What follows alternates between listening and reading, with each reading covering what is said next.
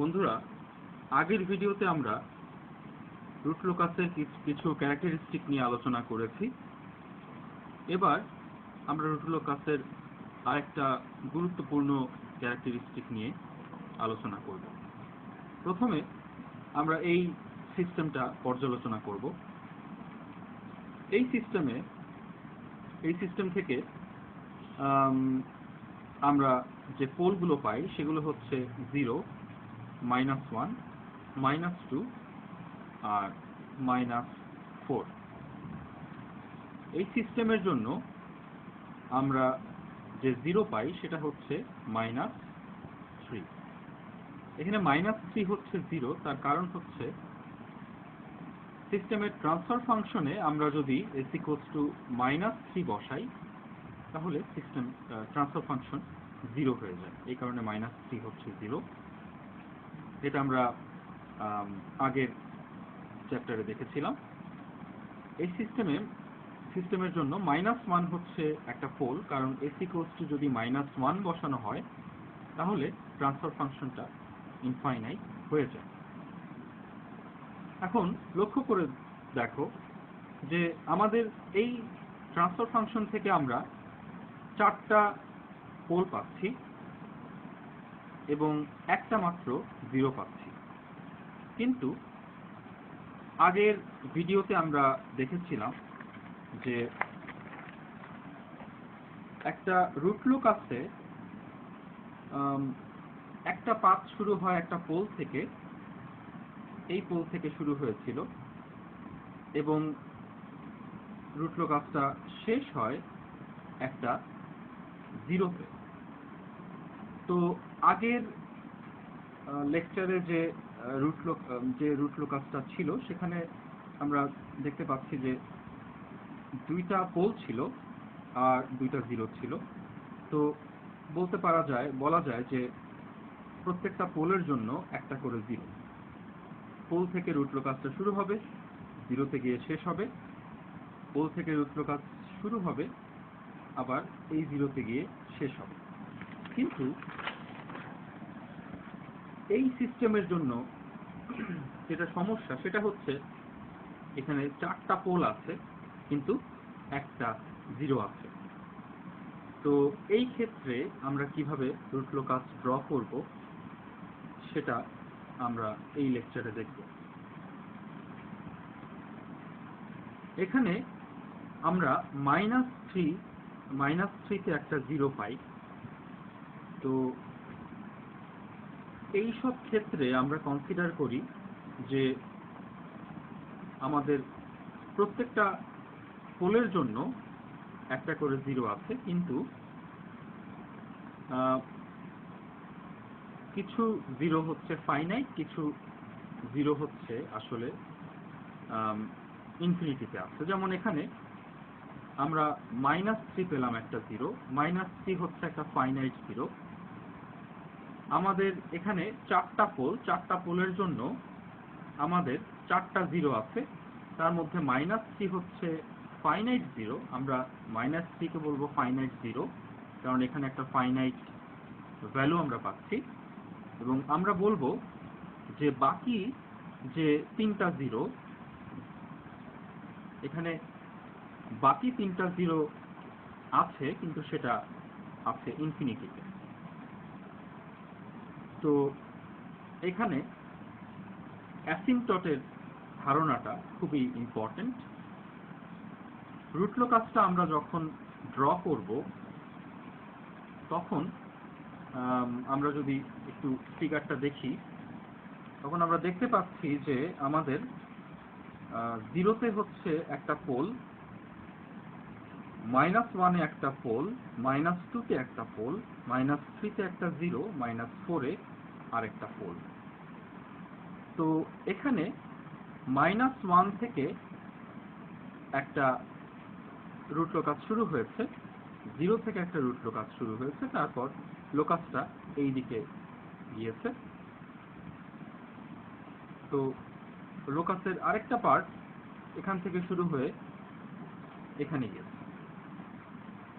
তো আমরা এখন দেখব যে এই সব ক্ষেত্রে রুট লোকাস কিভাবে ড্র করতে হয়। তার আগে আমরা অ্যাসিম্পটট নিয়ে একটু আলোচনা করি, কারণ এখানে অ্যাসিম্পটটের ধারণাটা খুবই গুরুত্বপূর্ণ। আমাদের যদি আমরা একটা ইকুয়েশন লিখি প্রথমে, এটা আসলে আমাদের এটা ম্যাথমেটিক্সের একটা কনসেপ্ট, তো এটা হয়তো অনেকে জানেন না, তাদের জন্য আমি এটা একটু ডিসক্রাইব করছি। যদি y ইকুয়ালস টু 1/x হয় এবং আপনি যদি এটার জন্য একটা গ্রাফ ড্র করেন, তাহলে আমরা যেটা পাবো সেটা হচ্ছে x, এই গ্রাফটা হবে অনেকটা এইরকম। আমরা দেখতে পাচ্ছি যে এই গ্রাফে এই যে কার্ভটা আমরা পাই, এই কার্ভ কখনোই এই এক্স অ্যাক্সিসটাকে টাচ করবে না। আমরা এক্স এর ভ্যালু যতই বাড়াই না কেন, কিংবা যতই আমরা এক্স এর ভ্যালু কমাই না কেন, এই কার্ভটা কখনোই এক্স অ্যাক্সিস, এই যে লাইনটা আছে, এই লাইনটাকে কখনো টাচ করবে না। আমি যদি এখান থেকে শুরু করে এক্স অ্যাক্সিসটাকে জান্নাতুল ফেরদৌস পর্যন্ত বাড়াই, ততক্ষণ পর্যন্ত যদি আমি এক্স এর ভ্যালু বাড়াতে থাকি, এখানে যদি বসাই, স্পষ্টত বোঝা যাচ্ছে যে ওয়াই এর ভ্যালুটা কমবে, অর্থাৎ কার্ভটা নিচের দিকে যেতে থাকবে, কিন্তু কখনোই এক্স কে সে টাচ করবে না। এই যে ব্যাপারটা, যে এই কার্ভটা এই স্ট্রেইট লাইনের দিকে যেতে থাকে, কিন্তু এই স্ট্রেইট লাইনকে কখনোই সে টাচ করতে পারবে না বা করে না। এক্ষেত্রে আমরা বলবো যে এই কার্ভের জন্য এই স্ট্রেইট লাইনটা হচ্ছে একটা অ্যাসিম্পটট। তো অ্যাসিম্পটটের ধারণাটা আমাদের এই সিস্টেমের জন্য যখন আমরা ট্রান্সফার ফাংশন ড্র করব তখন কাজে লাগবে। আমি বলেছিলাম যে এখানে 4টা পোল আছে, কিন্তু একটা জিরো আছে, ফাইনাইট জিরো আছে। তো একটা পোল থেকে একটা লোকাস -3 গিয়ে শেষ হবে, কিন্তু বাকি তিনটার জন্য যেটা হবে যে আমরা রুট লোকাসের যে প্রপার্টি, সেটা হচ্ছে যে ইনফিনিটিতে বাকি তিনটা জিরো থাকবে, এবং এই পোলগুলো থেকে যখন আমরা রুট লোকাস ড্র করব, যাদের জন্য আমরা কোনো ফাইনাইট জিরো পাইনি, সেক্ষেত্রে রুট লোকাসটা একটা অ্যাসিম্পটটকে ফলো করবে। তো আমি এখন পুরো ম্যাথটা করছি, তো এটা করলে আরো পরিষ্কার হবে। তো অ্যাসিম্পটট আমি এখানে যখন এই ফিগারে যখন আমি অ্যাসিম্পটটের আইডিয়াটা দিয়েছিলাম, তখন আমি বলেছিলাম যে এই যে স্ট্রেইট লাইনটা, এই স্ট্রেইট লাইনটাকে এই কার্ভটা কখনোই টাচ করে না, কিন্তু এক্স এর ভ্যালু যত ইনক্রিজ করব, এই কার্ভের এই স্ট্রেইট লাইনের দিকে কার্ভটা কিন্তু যেতে থাকে। তো আমি বলেছিলাম এই স্ট্রেইট লাইনটা হচ্ছে আমাদের অ্যাসিম্পটট। কার জন্য অ্যাসিম্পটট? এই যে কার্ভটা, এই কার্ভের জন্য স্ট্রেইট লাইনটা একটা অ্যাসিম্পটট। তো আমাদের রুট লোকাসে আমি বলেছি যে ইনফিনিটিতে রুট লোকাসটা একটা অ্যাসিম্পটটকে ফলো করবে। তো সেই অ্যাসিম্পটট অবশ্যই একটা স্ট্রেইট লাইন, এবং সেই স্ট্রেইট লাইনটা আগে আমাদেরকে ড্র করতে হবে। স্ট্রেইট লাইনটা যদি আমরা ড্র করতে চাই, আমাদেরকে কিছু প্রসিজার ফলো করতে হবে। সেটা হচ্ছে, প্রথমে আমরা দেখব যে স্ট্রেইট লাইনটা মানে ওই অ্যাসিম্পটটটা রিয়েল এক্সিসের কোন পয়েন্টে রিয়েল এক্সিসকে কাট করে, সেটা আমরা কিভাবে বের করব। এর জন্য যে ফর্মুলা, সেটা হচ্ছে যে sigma a equals to summation of finite poles minus summation of finite zero divided by number of finite pole minus number of finite zero। তো আমি করছি, করলে আরো ক্লিয়ার হবে। এখানে আমরা যে ফাইনাইট পোলগুলো পেয়েছিলাম, এখানে ফাইনাইট পোল বলছি কারণ পোলগুলোর একটা ফাইনাইট ভ্যালু আছে, সেজন্য ফাইনাইট পোল বলা হচ্ছে। তো এখানে আমরা যে সিগমা এটা পাবো সেটা হচ্ছে সামেশন অফ ফাইনাইট পোলস, মানে আমরা পোলগুলোর সামটা নেব, তাহলে আমরা পাবো 0, -1, -2, -4 মাইনাস সামেশন অফ ফাইনাইট 0, আমাদের এখানে ফাইনাইট 0 আছে শুধুমাত্র -3, divided by number of finite pole, আমাদের এখানে ফাইনাইট পোল আছে 4টা, মাইনাস নাম্বার অফ ফাইনাইট 0, আমাদের এখানে ফাইনাইট 0 আছে 1টা। তাহলে এখান থেকে আমরা যেটা পাবো সেটা হচ্ছে আমাদের সিগমা a ইকুয়ালস টু -4/3। তার মানে আমাদের যে অ্যাসিম্পটট গুলো ড্র করব আমরা, সেই অ্যাসিম্পটট গুলো রিয়েল এক্সিসের এই -4/3 পয়েন্ট থেকে শুরু হবে। এখন আমরা দেখব যে অ্যাসিম্পটট গুলো কোন অ্যাঙ্গেলে আমাদেরকে ড্র করতে হবে। তো অ্যাঙ্গেল ড্র করার জন্য যে ফর্মুলা সেটা হচ্ছে যে theta a equals to 2k + 1 pi divided by number of finite poles minus number of finite 0। তো এখানে k এর প্রত্যেকটা ভ্যালুর জন্য আমরা কিন্তু একটা করে অ্যাঙ্গেল পাবো। k এর ভ্যালু এখানে 0 থেকে শুরু করে যে কোনো নাম্বার হতে পারে। তো আমাদের এখানে 4টা ফাইনাইট পোল আছে এবং একটা ফাইনাইট 0 আছে। তো আমাদের এখানে ইনফিনিটিতে যে 0 লাগবে সেটা হচ্ছে 3টা 0 আমাদের দরকার। 3টা 0 এর জন্য আমাদের 3টা অ্যাসিম্পটট আমাদের দরকার। তো আমরা এখানে যখন অ্যাঙ্গেল বের করব তখন আমরা k এর 3টা ভ্যালু নেব আলাদা আলাদা, তাহলে আমরা 3টা অ্যাঙ্গেল পাবো। আমি ফর্মুলাটা তো এখানে লিখছি, theta a equals to 2k + 1 pi number of finite pole minus number of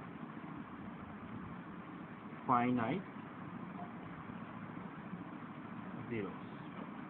তাহলে আমাদের এখানে ফাইনাইট পোল আছে 4টা, ফাইনাইট 0 আছে একটা, এটা আমরা যখন সিগমা a বের করেছিলাম তখনও দেখেছি। তো এখানে k ইকুয়ালস টু যদি আমরা 0 বসাই তাহলে আমরা যেটা পাবো সেটা হচ্ছে 0 + 1 পাই, তার মানে হচ্ছে পাই। আর নাম্বার অফ ফাইনাইট পোল আমাদের হচ্ছে 4, নাম্বার অফ ফাইনাইট 0 হচ্ছে 1, তাহলে 4 - 1 = 3, তাহলে একটা অ্যাঙ্গেল আমরা পাচ্ছি π/3। তেমনি ভাবে আমরা যদি k = 1 বসাই তাহলে আমরা অ্যাঙ্গেলটা পাবো পাই, ক্যালকুলেশন করলেই পাই পাওয়া যাবে। আমরা যদি k = 2 বসাই তাহলে আমরা অ্যাঙ্গেলটা পাবো হচ্ছে 5π/3। তো আমরা এখন দেখব যে কিভাবে আমরা রুট লোকাসটা ড্র করব। তো আমাদের এটা হচ্ছে রিয়েল এক্সিস, এটা হচ্ছে আমাদের ইমাজিনারি এক্সিস। তো আমরা আমাদের একটা পোল ছিল 0-তে, একটা পোল ছিল আমাদের -1-এ, ধরে নিলাম এই পয়েন্টটা হচ্ছে -1। আমাদের আরো একটা পোল ছিল -2-তে, ধরে নিলাম এই পয়েন্টটা -2, এই পয়েন্টটা হচ্ছে -3, -3-তে আমাদের একটা 0 ছিল। আমাদের আরো একটা পোল ছিল 4 এ। তো এখন আমরা আগে যেটা বলেছিলাম আগের লেকচারে, সেটা হচ্ছে যে আমরা দেখব যে একটা পোল বা একটা জিরো কত নাম্বার আছে, এবং সেটা অড নাম্বারের পোল বা জিরো কিনা। এখানে দেখতে পাচ্ছি এই পোলটা হচ্ছে আমাদের 1 নাম্বার পোল, 1 হচ্ছে অড নাম্বার। তাহলে এই পোলের লেফট সাইডে রুট লোকাসের একটা পার্ট আছে। তাহলে আমরা একটা আইডিয়া পেলাম যে এখানে রুট লোকাসের একটা পার্ট আসবে। এটা হচ্ছে 2 নাম্বার পোল। তাহলে এর লেফট সাইডে মানে এই পোর্শনে কোনো রুট লোকাসের কোনো পার্ট থাকবে না। এটা হচ্ছে 3 নাম্বার আমাদের পয়েন্ট, এটা হচ্ছে অড নাম্বার, 3 নাম্বার পয়েন্ট। তো এর লেফট সাইডে বাম পাশে রুট লোকাসের একটা পোর্শন থাকবে। এটা হচ্ছে আমাদের 4th পয়েন্ট। তাহলে 4 হচ্ছে ইভেন, এর লেফট সাইডে মানে এই পোর্শনটুকুতে রুট লোকাসের কোনো অংশ থাকবে না। এটা হচ্ছে আমাদের 5th পয়েন্ট, 5 হচ্ছে অড নাম্বার। তাহলে এর লেফট সাইডে রুট লোকাসের একটা পোর্শন থাকবে। তো এখন -2 হচ্ছে একটা পোল, আর তার পাশেই ঠিক -3 হচ্ছে একটা জিরো। তাহলে -2 আমরা জানি একটা পোল থেকে রুট লোকাস শুরু হয় এবং একটা জিরোতে গিয়ে শেষ হয়। তাহলে রুট লোকাসটা -2 তে শুরু হবে, জিরোতে গিয়ে শেষ হবে। একটা পার্ট আমরা করে ফেললাম। কিন্তু এখন এই জিরো যে পোলটা আছে, -1 একটা পোল আছে, -4 একটা পোল আছে, ওদের জন্য কিন্তু আমাদের কোনো জিরো আমরা এখানে পাচ্ছি না। আমরা বলেছি যে এই পোলগুলোর জন্য জিরো আছে, কিন্তু সেটা ইনফিনিটিতে। তো আমরা যে এদের জন্য যখন রুট লোকাস ড্র করব, তখন সেই রুট লোকাসগুলো একটা অ্যাসিম্পটটকে ফলো করবে। আমরা ক্যালকুলেশনে দেখিয়েছিলাম যে আমাদের অ্যাসিম্পটটটা রিয়েল এক্সিসকে -4/3 পয়েন্টে ক্রস করবে, এবং যে অ্যাঙ্গেলগুলো তৈরি করবে সেগুলো আমরা দেখিয়েছিলাম π/3, পাই, আর হচ্ছে 5 π/3। তো -4/3 হচ্ছে আমাদের এই পয়েন্টটা হচ্ছে -4/3। আমরা এখন অ্যাসিম্পটট গুলো ড্র করব। তো একটা অ্যাসিম্পটট আমাদের এই রিয়েল এক্সিসের পজিটিভ সাইডের সাথে এই সাইডের সাথে π/3 মানে 60 ডিগ্রি অ্যাঙ্গেল ক্রিয়েট করবে। তাহলে 60 ডিগ্রি অ্যাঙ্গেলে আমি এখান থেকে একটা অ্যাসিম্পটট ড্র করলাম, একটা স্ট্রেট লাইন ড্র করলাম।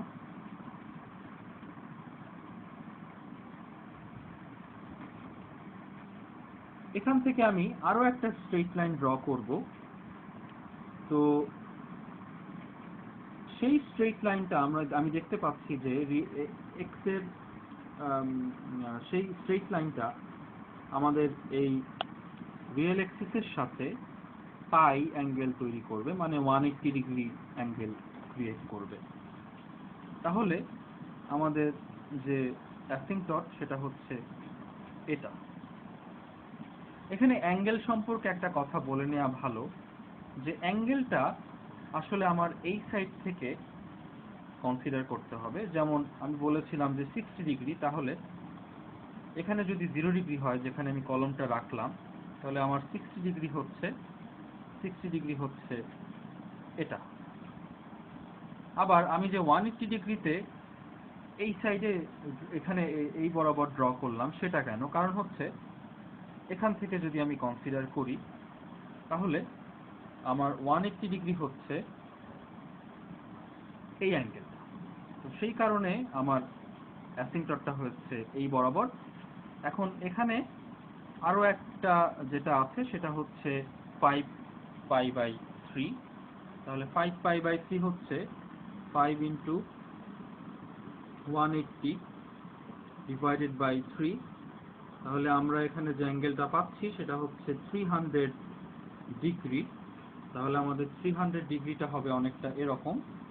এখানে যদি 0 ডিগ্রি হয় তাহলে এটা ঘুরতে ঘুরতে যদি এরকম একটা অবস্থানে আসে তাহলে হচ্ছে আমাদের 300 ডিগ্রি অ্যাঙ্গেল। তাহলে আমাদের যে অ্যাসিম্পটটা সেটা হবে হচ্ছে এরকম। আমি আবারও বলছি, এই যে 300 ডিগ্রি অ্যাঙ্গেল, এই 300 ডিগ্রি অ্যাঙ্গেলটা হচ্ছে এক্স এর মানে আমাদের এই রিয়েল এক্সিসের পজিটিভ সাইডের সাথে অ্যাঙ্গেলটা আমাদের হচ্ছে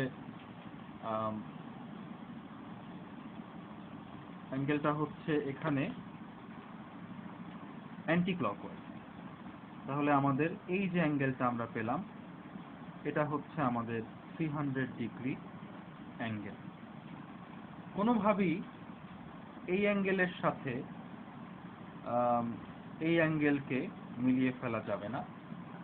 তো আমরা এখন তিনটা অ্যাসিম্পটট পেলাম। একটা অ্যাসিম্পটট হচ্ছে এটা, একটা অ্যাসিম্পটট হচ্ছে এটা, একটা অ্যাসিম্পটট হচ্ছে এটা। তাহলে এর আগে আমি বলেছিলাম যে এটা হচ্ছে আমাদের 1 নাম্বার পয়েন্ট, একটা অড নাম্বার পয়েন্ট এটা। তো এর লেফট সাইডে রুট লোকাসের একটা পোরশন থাকবে। আবার এটা ছিল একটা অড নাম্বার পয়েন্ট, এর লেফট সাইডেও রুট লোকাসের একটা পোরশন থাকবে। তো আমরা অ্যাসিম্পটট গুলো ড্র করে ফেলেছি। তো -1 পয়েন্ট থেকে একটা রুট লোকাস শুরু হবে, আর এই 0 থেকে একটা রুট লোকাস শুরু হবে। আর -1 একটা আমাদের পোল, 0 হচ্ছে একটা পোল। তো আমি বলেছিলাম যে -1 এর জন্য এই পোলের জন্য 0, এই পোলটার জন্য কোনো ফাইনাইট 0 নেই, ইনফিনিটিতে তারা যেতে থাকবে এবং তারা একটা অ্যাসিম্পটটকে ফলো করবে। সেটা কিভাবে করবে আমরা এখন দেখছি। তো এই -1 পয়েন্ট থেকে রুট লোকাসটা শুরু হবে। রুট লোকাসটা শুরু হয়ে সে এদিকে যাবে এবং এই যে অ্যাসিম্পটটটা, এই অ্যাসিম্পটটকে সে ফলো করতে থাকবে। সে যতই দূরে যেতে থাকবে অ্যাসিম্পটটের কাছাকাছি যেতে থাকবে। তো এটা আমাদের রুট লোকাসের একটা পোরশন।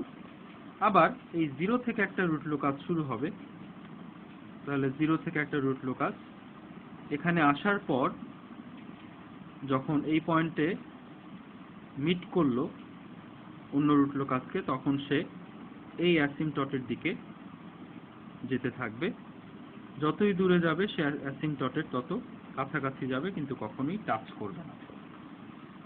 তো আমরা দেখলাম যে -1 থেকে একটা রুট লোকাস শুরু হয়েছিল, তারপর সেটা একটা পয়েন্টে অন্য রুট লোকাসের সাথে মিট করে তারপর একটা অ্যাসিম্পটটের দিকে গেল।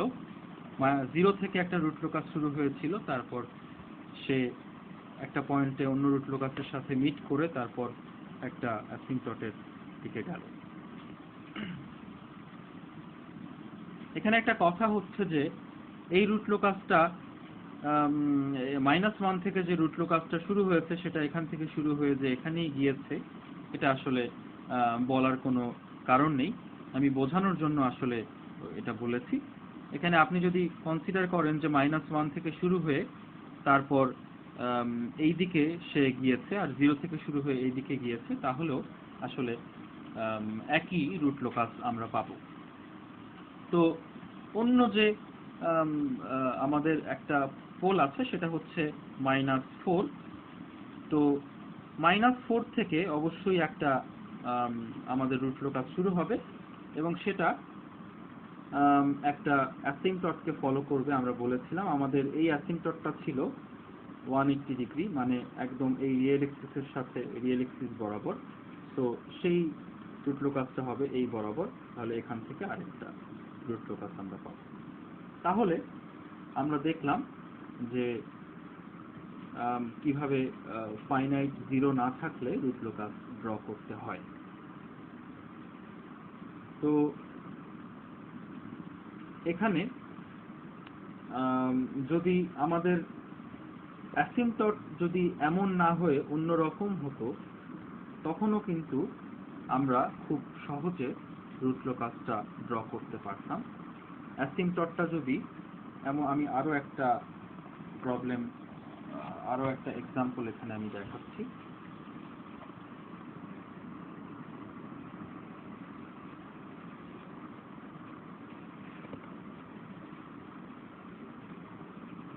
আমাদের অ্যাসিম্পটটে এখানে আমরা পেয়েছিলাম -4/3 তে এসে রিয়েল এক্সিসকে ক্রস করে আমরা অ্যাঙ্গেল পেয়েছিলাম π/3, আমরা আরেকটা অ্যাঙ্গেল পেয়েছিলাম π, আরেকটা অ্যাঙ্গেল আমরা পেয়েছিলাম 5π/3। আমরা যদি এমন না পেয়ে যদি অন্যরকম অ্যাঙ্গেল পেতাম তাহলেও কিন্তু আমরা ড্র করতে পারতাম। তো এটা হচ্ছে আমাদের অ্যাসিম্পটটের যে পদ্ধতি সেটা। তো অন্য যে পদ্ধতিগুলো আছে রুট লোকাস ড্র করার, সেগুলো নিয়ে আমরা পরের লেকচারে আলোচনা করব। এখানে আমি আগের কিছু কথা আবারও রিপিট করতে চাচ্ছি। এটা হচ্ছে যে আমি বলেছিলাম যে রুট লোকাসটা হবে রিয়েল এক্সিসের রেসপেক্টে সিমেট্রিক্যাল। তাহলে এখান থেকে দেখা যাচ্ছে যে রিয়েল এক্সিসের উপরের দিকে রুট লোকাসের একটা পোর্শন এরকম আছে। আমরা দেখতে পাচ্ছি যে অপোজিট যে সাইড সেখানেও ঠিক একই রকম একটা পোর্শন কিন্তু আছে। তাহলে আমরা দেখলাম যে সিমেট্রি প্রপার্টি রুট লোকাস কিন্তু ফলো করে। ধন্যবাদ।